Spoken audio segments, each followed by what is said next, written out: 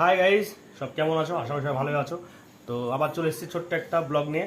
তো ব্লগটা হলো সেটা হলো তোমার ছোট্ট একটা রেসিপি নিয়ে। তো চলো সঙ্গে তো বন্ধুরা, মাংসটাকে পরিষ্কার করে ধুয়ে নেবেন। তারপরে চলে আসবেন মশলাতে কী দেবেন দেখুন। কটা কাঁচা লঙ্কা, কটা শুকনো লঙ্কা, অল্প জিরা, আর দেখতে তো পাচ্ছেন সব মশলা আমার কাটা আছে। তো কুচি করা আদা আর রসুন, ওগুলো দেওয়ার পরে ব্যাস মিক্সির বাটিতে ঢাকনাটা দিয়ে দেবেন, মিক্সিতে মশলাটা করে নেবেন। ব্যাস কড়াই গরম আমাদের হয়ে গেছে, ভিতরে অ্যাড করে দেবেন তেল। ব্যাস তেল গরম হয়ে গেছে, এবার তেলের সাথে সাথে যাবে কিছু ফোড়ন। তো এই মাংসটা একটু আলাদাভাবে রান্না হচ্ছে, তো দেখতে থাকুন। তো কটা গোটা এলাচ যাবে, দারচিনি, একটা শুকনো লঙ্কা, কটা তেজপাতা, অল্প জিরা। এই মশলাগুলো যখন ভাজা ভাজা হয়ে যাবে তখন অ্যাড করে দেবেন পেঁয়াজ, কুচি করা কাঁচা পেঁয়াজ। ওই পেঁয়াজগুলো দেওয়ার পরে কিছুক্ষণ নাড়াচাড়া করতে থাকবেন। নাড়াচাড়া করা মানে খুবই নাড়াচাড়া করবেন তা না, লাল করে ভাজা অবধি। ব্যাস লাল করে ভাজা হয়ে যাবে, তারপরে কি করবেন বলুন, ওই মাংসটা অ্যাড করে দেবেন।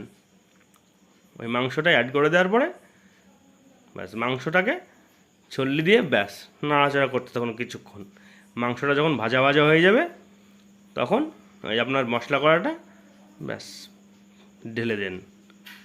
ঢেলে দেওয়ার পরে ওই মশলার বাটিতে কিছু পরিমাণ জল নেবেন, কিছু পরিমাণ জল নিয়ে ওর সাথে অ্যাড করে দেবেন। আর তার সাথে চলে যাবে হলুদ, স্বাদ মতো যাবে লবণ, তার সাথে যাবে হালকা কালার, কাশ্মীরি লঙ্কার গুঁড়ো। দারুণ লাগবে কালারটা দেখুন। তারপরে ব্যাস কুড়ি থেকে 25 মিনিট ঢাকা দিয়ে রাখবেন। তারপরে তুলুন, দেখুন মাংস কষা কষা কমপ্লিট। ওর সাথে একটু মশলা, গরম মশলা অ্যাড করে দেন, নাড়াচাড়া করেন, ব্যাস মাংস আমাদের রেডি। তারপর আরেকটা স্টেপ আছে, দাঁড়ান দেখুন, দেখতে থাকুন। ময়ম মারা চলছে, গুটি করা কমপ্লিট।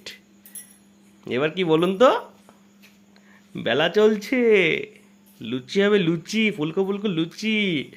ব্যাস তেল গরম, লুচি চলে গেল, সাঁতার খেলছে দেখুন লুচি, ফুলছে লুচি ফুলছে, দারুণ। ব্যাস আমাদের কমপ্লিট। চলুন টেস্ট করে দেখি কেমন হয়েছে রান্নাটা। দারুণ।